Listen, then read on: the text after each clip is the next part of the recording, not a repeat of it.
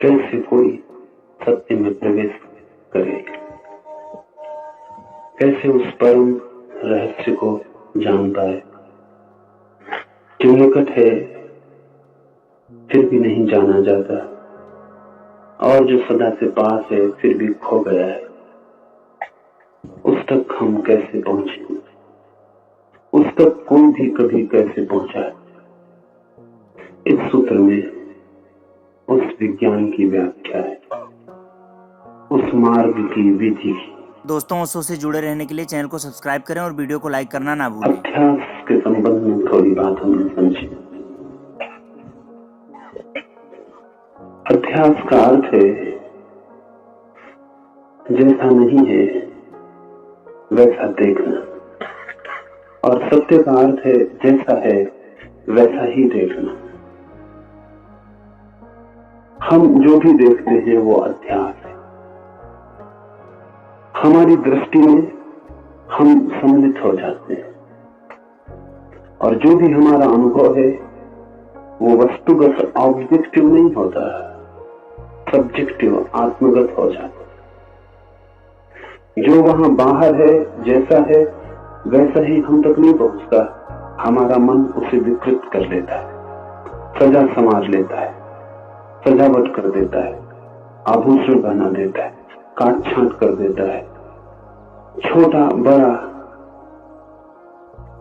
बहुत बहुत रूपों में उसे रूपांतरित कर देता है।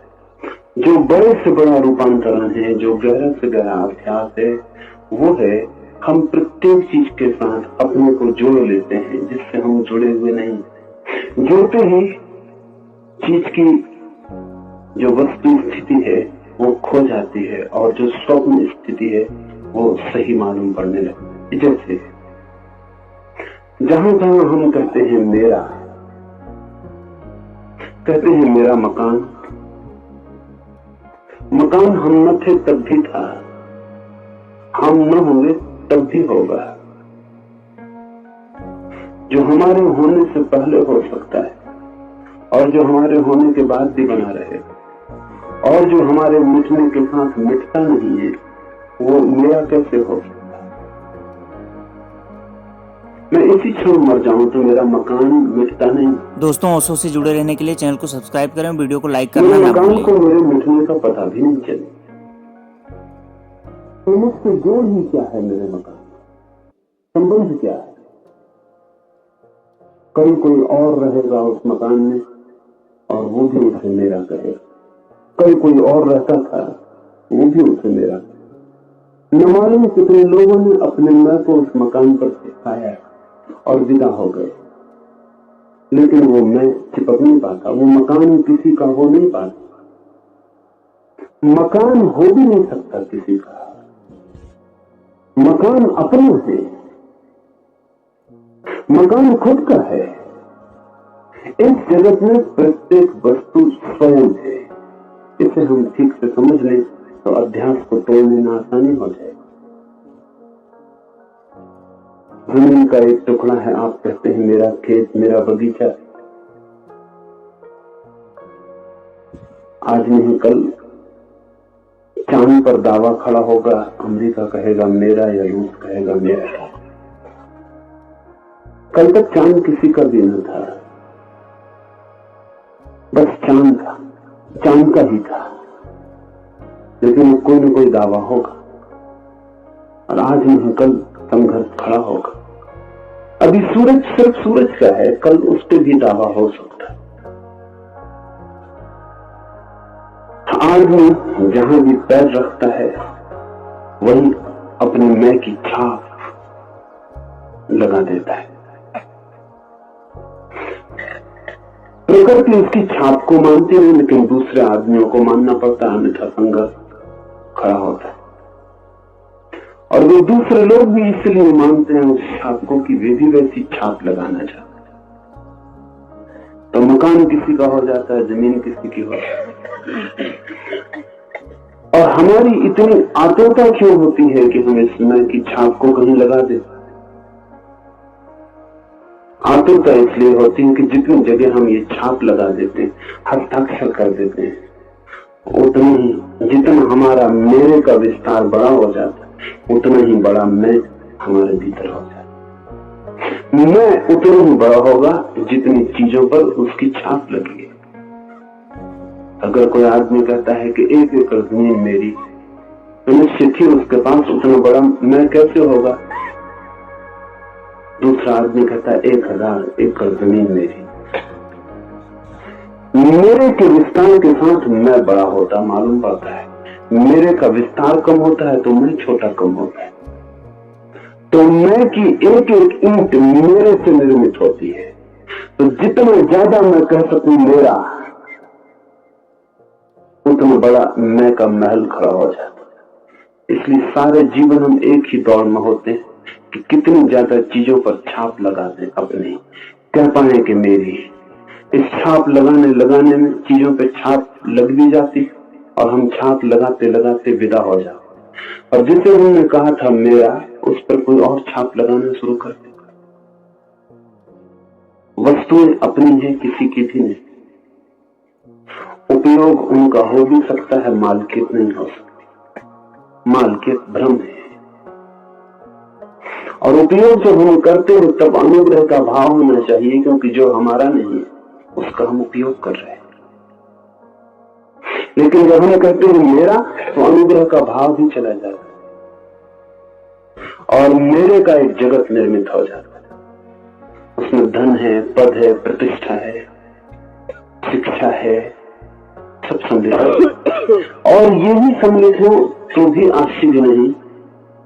जिन चीजों का मैं से कोई भी संबंध नहीं होता वे भी सम्मिलित हो जाती। हम कहते हैं मेरा धर्म, मेरा ईश्वर, मेरा देवता, मेरा मंदिर, जिनसे कि मैं का कोई भी संबंध नहीं हो सकता।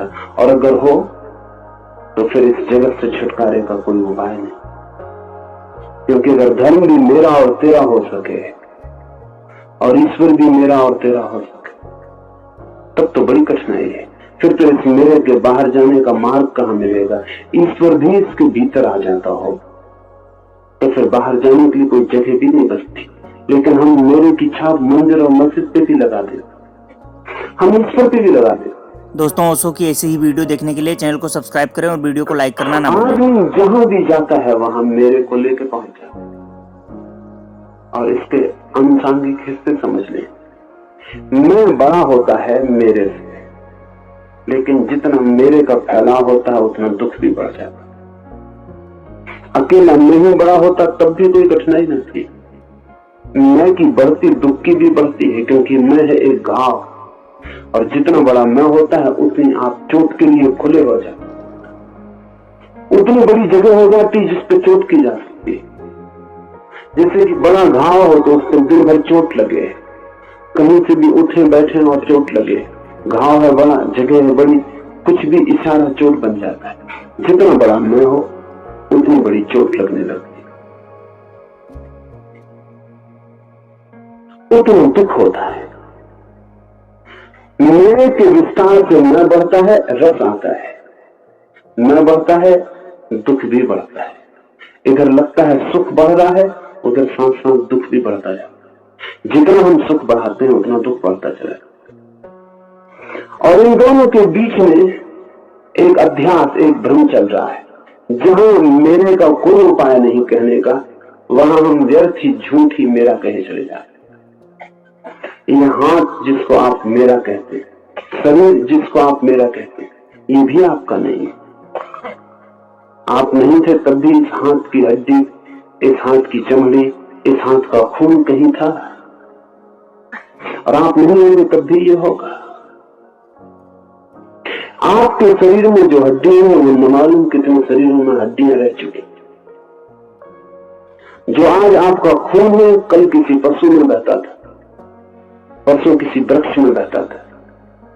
और न मालूम कितनी लंबी यात्रा है उसकी, अरबों खरबों वर्षों की। आप नहीं होंगे तब भी आपके शरीर में एक एक कण कोई भी नष्ट होने वाला नहीं है, वो सब बना रहेगा, वो किन्हीं और शरीरों में बहेगा। इसे ऐसा समझें कि जो सांस अभी आपके भीतर है, एक क्षण पहले आपके पड़ोसी के भीतर, जो आपके पास में बैठा है उसने जो सांस छोड़ दी है वो अब आपकी सांस हो गई। थोड़ी देर पहले वो कहता था मेरी सांस, क्षण भर बाद उसकी नहीं रही, किसी और की हो गई। और आप दूसरा भी कह न पाएगा, मेरी सांस की दूसरे की हो जाएगी। जिंदगी प्रतिपल किसी का दावा स्वीकार नहीं करती, बही चली जाती और हम दावे ठोकते चले जाते। ये दावे का जो भ्रम है, ये मनुष्य का गहरे से गहरा अध्यास है। तो जब भी कोई आदमी कहता है मेरा, तब अज्ञान में गिरता है। ये सूत्र इस अध्यास को तोड़ने के लिए है।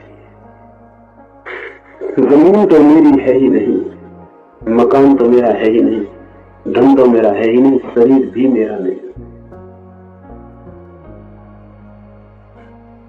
आपका जो शरीर है वो आपके माँ और पिता के अणुओं से बना, वो आपके पहले थे और वे अणु लंबी यात्रा करके आ रहे हैं। वो आपके माता पिता के पास थे।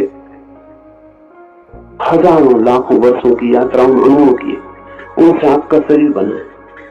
वो शरीर भी एक क्षेत्र है, एक जमीन है जिसमें आप स्थापित हैं, लेकिन आप है नहीं, आप वही नहीं, उससे अलग है। ये सूत्र